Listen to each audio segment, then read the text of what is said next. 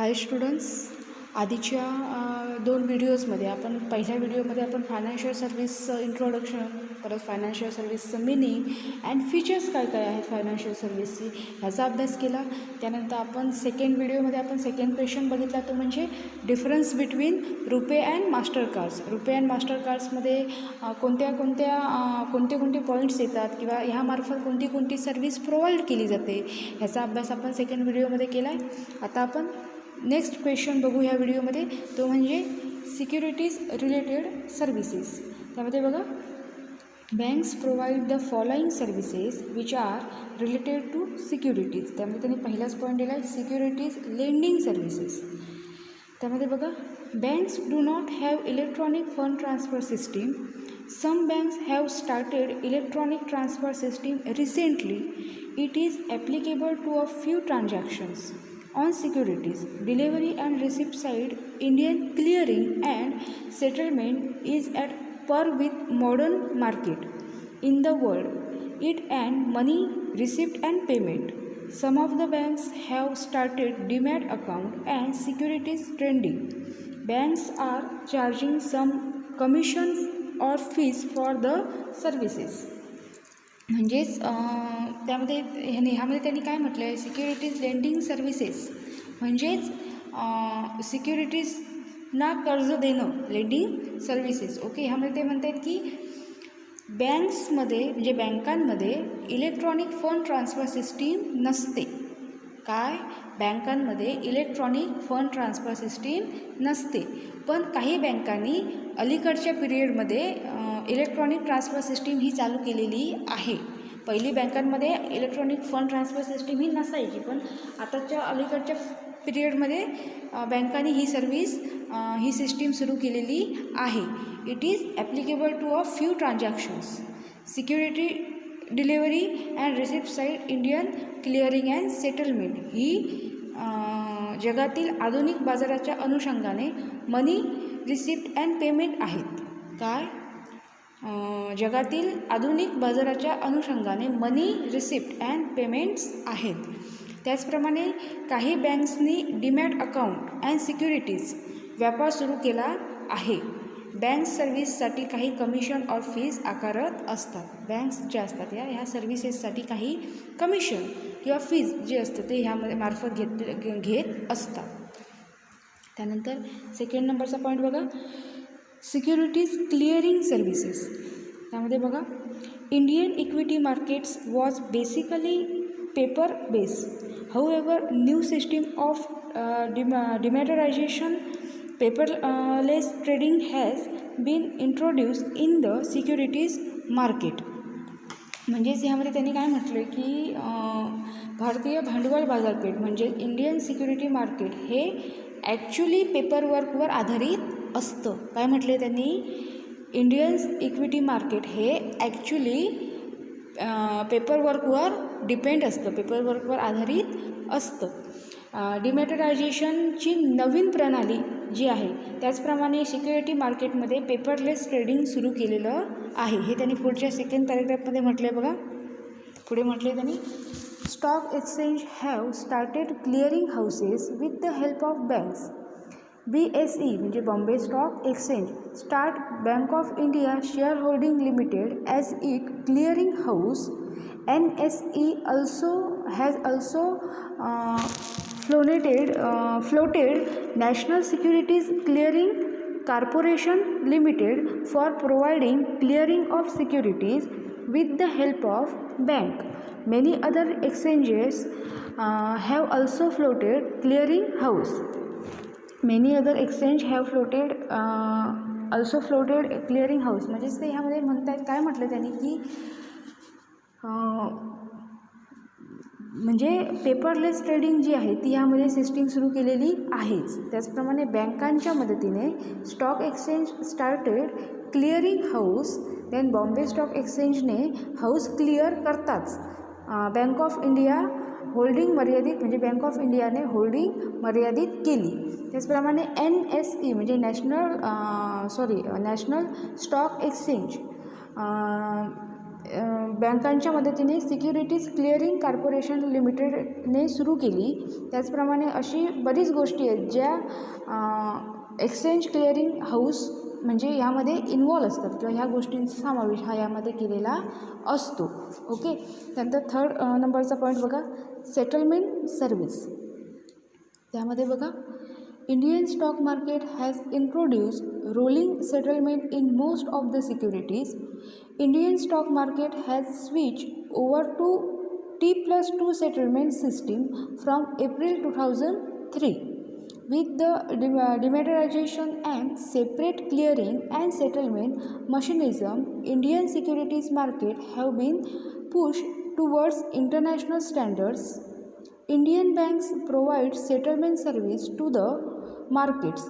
These activities service banks are getting fees or commission from stock exchange.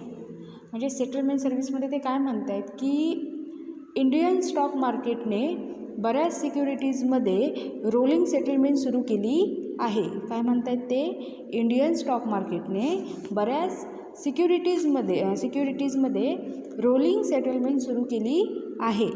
आणि April 2003पासून Indian stock मार्केटने T+2 settlement सिस्टीममध्ये बदल केला आहे. कधीपासून? एप्रिल 2003पासून इंडियन स्टॉक मार्केटने T+2 सेटलमेंट सिस्टीममध्ये बदल केलेला आहे. त्याचप्रमाणे dematerialization and separate clearing and settlement टेक्निक्सच्या मदतीने इंडियन सिक्युरिटीज मार्केटला इंटरनॅशनल स्टँडर्डकडे आणले गेले आहे. कसं? तर dematerialization and separate clearing and settlement टेक्निक्सच्या हेल्पने इंडियन सिक्युरिटीज मार्केटला इंटरनॅशनल स्टँडर्डकडे आणलेलं आहे. ओके. तसंच इंडियन बँक सेटलमेंट सर्व्हिस पण स्टॉक मार्केटला प्रोव्हाइड करतात. जी इंडियन बँक सेटलमेंट सर्व्हिस असते ती पण स्टॉक मार्केटला प्रोव्हाइड केली जाते यामध्ये. ओके. नंतर फोर्थ नंबरचा पॉईंट बघा, सिक्युरिटीज ट्रेडिंग सर्व्हिसेस. त्यामध्ये बघा, some banks have been involved in securities trading in India. They have started institutional broking business. ICICI Bank and HDFC banks are also involved in this process. They are also providing online trading facilities in trading in securities. म्हणजेच security trading सर्व्हिसेसमध्ये त्यांनी काय म्हटलं आहे की काही बँका भारतात securities ट्रेडिंगमध्ये गुंतल्या आहेत. म्हणजे ज्या काही बँक्स असतात ह्या इंडियामध्ये सिक्युरिटीज ट्रेडिंगमध्ये गुंतलेल्या आहेत. Then they started institutional broking business, म्हणजे संस्थात्मक दलालीचा व्यवसाय सुरू केला आहे. त्याचप्रमाणे ICICI bank and HDFC banks देखील या प्रोसेसमध्ये इन्वॉल्व असतात. कोणत्या बँक्स? तर त्यांनी 2 बँक्स दिल्या आहेत, त्या म्हणजे ICICI banks and HDFC bank. ह्या पण ह्या प्रोसेसमध्ये इन्वॉल्व असतात. सिक्युरिटीजच्या व्यापारात ते ऑनलाईन सर्व्हिस देखील प्रोव्हाइड करतात. म्हणजे जे सिक्युरिटीजचा जो व्यापार असतो त्या सिक्युरिटीजच्या व्यापारामध्ये ते ऑनलाईन सर्व्हिस देखील प्रोव्हाइड करत असतात. ओके. त्यानंतर 5th नंबरचा पॉईंट बघा, तो म्हणजे प्रायव्हेट प्लेसमेंट. ओके. त्यामध्ये त्यांनी काय म्हटलं आहे ते बघा, a company make and offer of sale of securities to institutions privately without the issue of a prospectus. This method save the cost of issue of securities. Institutional investor like banks and financial institutions play a very important role in the private sector. These banks and financial institutions provide valuable securities to the companies, particularly small and medium companies. म्हणजेच private प्लेसमेंटमध्ये त्यांनी काय म्हटलं आहे की prospects न देता company privately सिक्युरिटीजची ऑफर कंपनीजना देते. काय? प्रॉस्पेक्ट्सची ऑफर न देता कंपनी प्रायव्हेटली सिक्युरिटीजची ऑफर्स ही कंपनींना देते. या मेथडमध्ये या method through bank and financial सर्व्हिसेससारख्या इन्स्टिट्यूशनल इन्व्हेस्टर्सच्या सिक्युरिटीजची बचत होते. काय होते? ह्या method through banks and financial सर्व्हिसेससारख्या इन्स्टिट्यूशनल इन्व्हेस्टर्सच्या सिक्युरिटीजची बचत होते, म्हणजे सेव्ह होतात, जे प्रायव्हेट सेक्टरमध्ये इम्पॉर्टंट रोल प्ले करतात. आणि अशा प्रकारच्या banks and financial institutions valuable service कंपनीजना पर्टिक्युलर प्रोव्हाइड, म्हणजे जी काही सर्व्हिसेस असतात त्या सर्व्हिसेस पर्टिक्युलरली प्रोव्हाइड करत असतात. ओके. आता नेक्स्ट 6 नंबरचा पॉईंट बघा, अंडररायटिंग सर्व्हिसेस. त्यामध्ये बघा, underwriting means bearing the risk of not able to sell securities at the established price by purchasing the securities for resale of the public.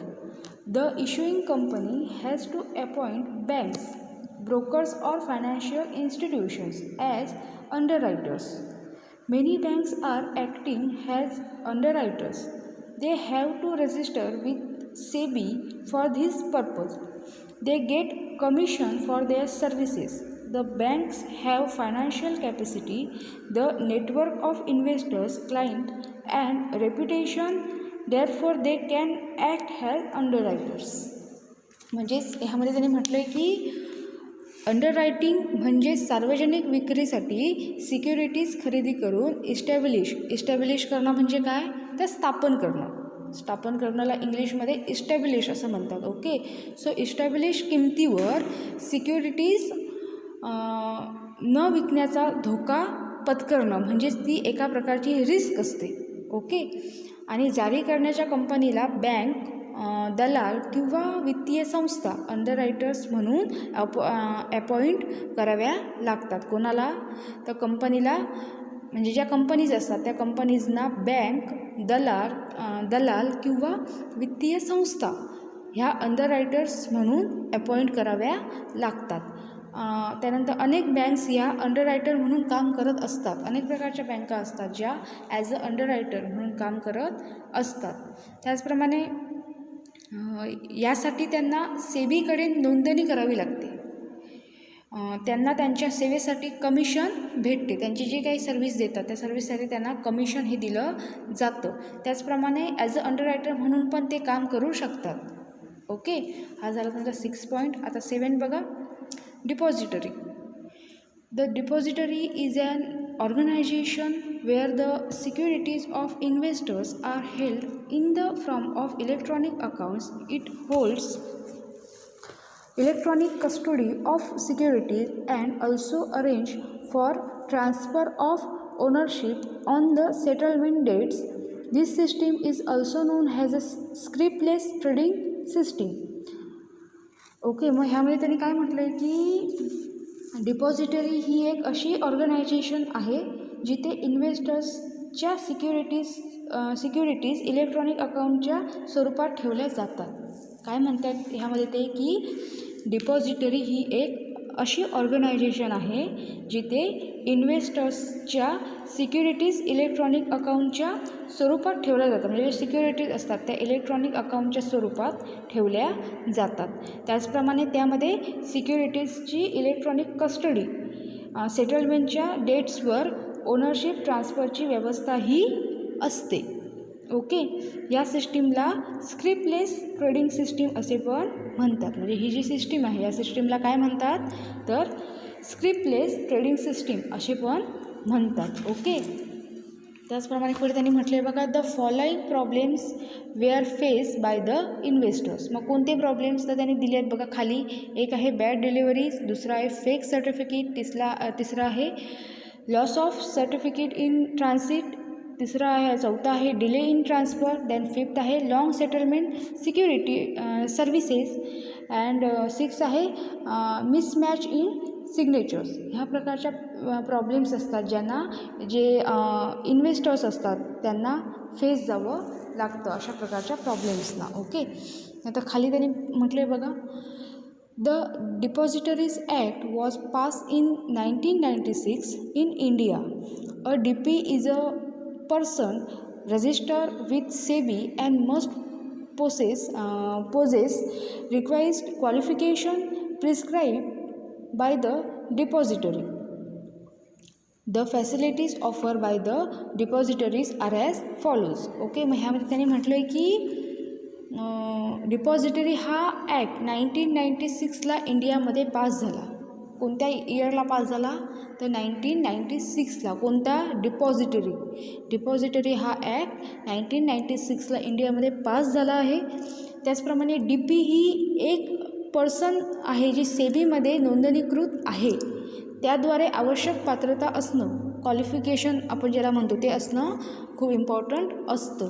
आणि खाली त्यांनी म्हटलं आहे the facilities offer by the depositories are as follows. मग कोणत्या आहेत facilities तर opening of demat account, then second आहे अकाउंट ट्रान्सफर, अँड थर्ड आहे स्टॉक लेंडिंग अँड बोरोइंग. अशा प्रकारच्या फॅसिलिटीज ह्या डिपॉझिटरीजमध्ये प्रोव्हाइड केल्या जातात. ओके, आणि त्यानंतर लास्ट पॉईंट आहे तो म्हणजे मर्चंट बँकिंग. त्यामध्ये बघा, a merchant banker is any person who is engage in the business of the issue management either by making arrangements regarding selling और buying of subscribing to securities, acting as management consultant or advisor in rendering corporate advisory service in relation to issue management. The SEBI impose penalties for non-compliance of conditions for registration and contravention of the regulation on the basis of which registration can be cancelled or suspended. म्हणजेच ह्यामध्ये ते merchant banking म्हणजे काय, व्यापारी बँका. Okay, मग ह्यामध्ये त्यांनी काय म्हटलं आहे की मर्चंट बँकर्स म्हणजेच अशी कोणतीही पर्सन जी एकतर इश्यू मॅनेजमेंटच्या बिझनेसमध्ये गुंतलेली असते, अदरवाईज मॅनेजमेंट कन्सल्टंट किंवा सर्व्हिसमध्ये सल्ला म्हणून काम करणाऱ्या सिक्युरिटीजची सदस्यता विकत किंवा खरेदी करणं म्हणजे सेलिंग किंवा बाईंग बाबतची अरेंजमेंट करून इश्यू मॅनेजमेंटच्या व्यवसायात गुंतलेली असते. ओके, अशी एक व्यक्ती जी इश्यू मॅनेजमेंटमध्ये गुंतलेली असते किंवा सेलिंग अँड बाईंग बाबतची अरेंजमेंट करून इश्यू मॅनेजमेंटच्या व्यवसायामध्ये ती इन्वॉल्व असते. ओके, मग हे झाले तुमचे 8 points securities related services. Okay, thank you.